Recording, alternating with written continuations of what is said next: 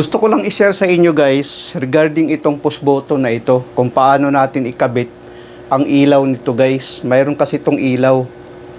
Gusto ko yung matutunan din ng mga baguhan ang technique nito. Itong ilaw na ito guys ay 220 volts ito. Bali ito yung stop push button, ang red. Tapos ang green naman ang start push button. Yung sa gitna naman nito guys, ito yung sa ilaw, kung saan nakakabit yung ilaw natin.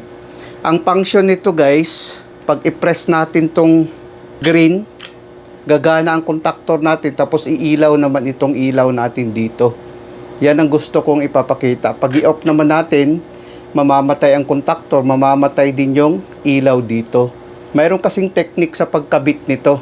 Para sa mga baguhan, sana panoorin nyo ang video na ito hanggang sa dulo para naman lubos ninyong maunawaan ang technique kung paano natin ikabit.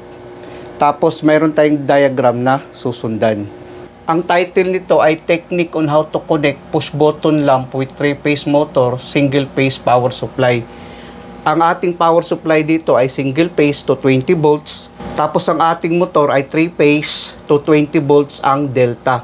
So itong motor natin guys ay naka-delta ito. Ang motor natin ay 1.5 HP. Bawat HP guys, ito na yon 25 to 30 microfarads per HP. Bali ang ginamit natin na running capacitor ay 45 microfarads. Kung makikita natin dyan sa picture. Kung makikita natin guys, paglagyan natin to ng power supply, ang line 1 at saka line 2 or neutral, pag i-press natin tong start button guys, magko-close ito. Gaganon siya. Pag close niya guys, ang kuryente ngayon dadaloy dito, no? Gumana ngayon ang magnetic contactor natin, pati itong lamp natin. Itong sa push button lamp natin, ito siya. Dahil mag-close ito guys, no? Mag-close ito ngayon. Tapos ngayon, pag bitawan natin to, dahil ang push button nito ay momentary push button, babalik to sa normal position na naka-open. Gaganon siya. So ngayon, ang kuryente ngayon dadaloy dito, no? Still pa rin gumagana ang magnetic contactor natin at saka yung pilot lamp natin na ito. Kung makikita natin. Dahil gumana itong magnetic contactor natin guys na ito siya guys, hindi ito R. Tanggalin na lang natin to. Dahil gumana ang magnetic contactor na ito guys, itong magnetic contactor na to, dahil gumana siya, ito naman dito guys, magko-close naman ang contact nito, no, sa baba. Magko-close naman ito guys, no. Mag-close ito, close ito, at saka close ito, no.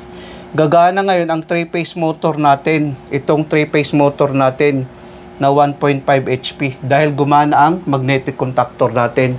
Ito yung sa control circuit, ito naman yung sa power circuit natin, no, kung saan nakakabit ang motor natin.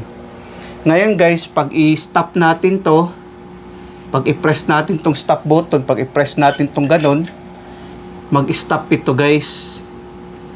Gaganon ito. So ang kuryente ngayon hanggang dito na lang, no. Mamamatay ngayon ang magnetic contactor natin at saka yung pilot lamp natin dito sa push button lamp. Pagpatay ng contactor guys, mag-o-open ito. Tapos ito naman, mag-o-open naman ang contact nito guys, no.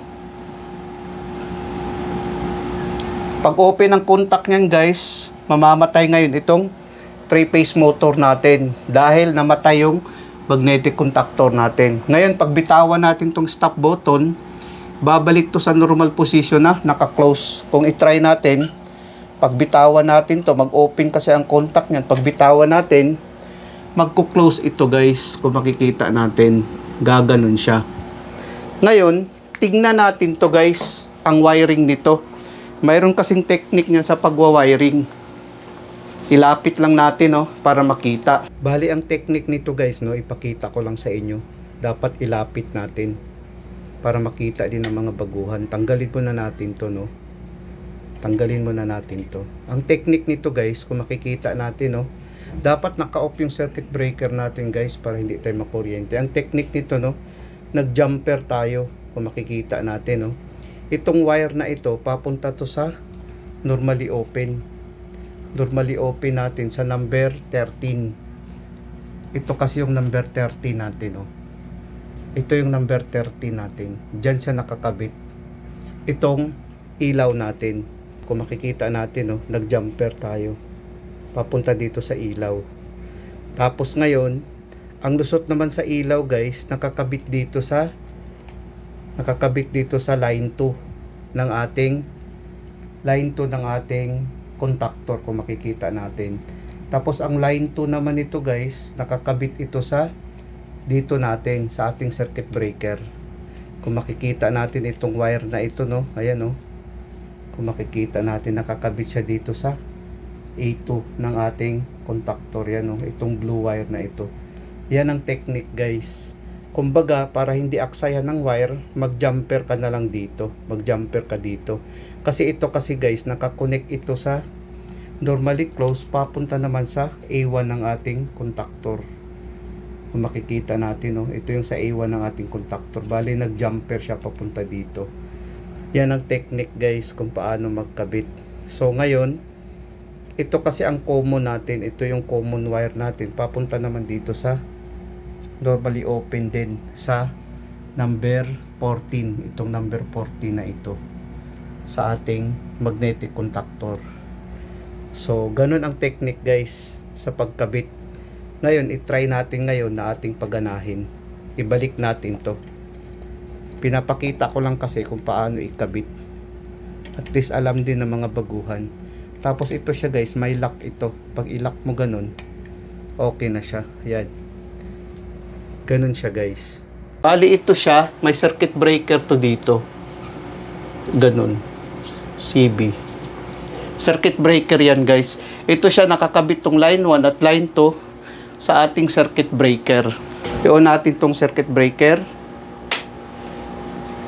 Ito kasi guys, pag i-on natin to, iilaw din ang ilaw na ito, gagana ang contactor natin. Kung makikita natin dito, no, i-try natin ngayon i-on kung gagana ba.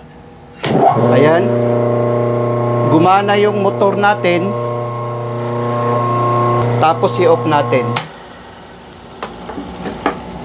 I-ano lang natin dito, ilayo-ilayo natin konti. Yan. Try natin ulit. I-on natin.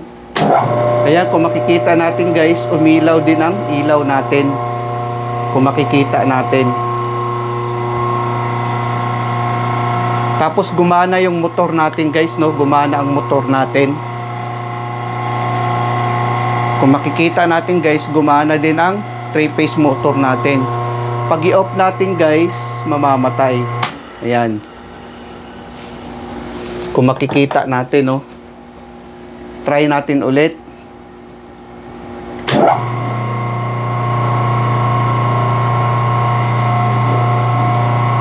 Ganun ang function niya guys, kung makikita natin. Tapos i-off natin. Try natin ulit.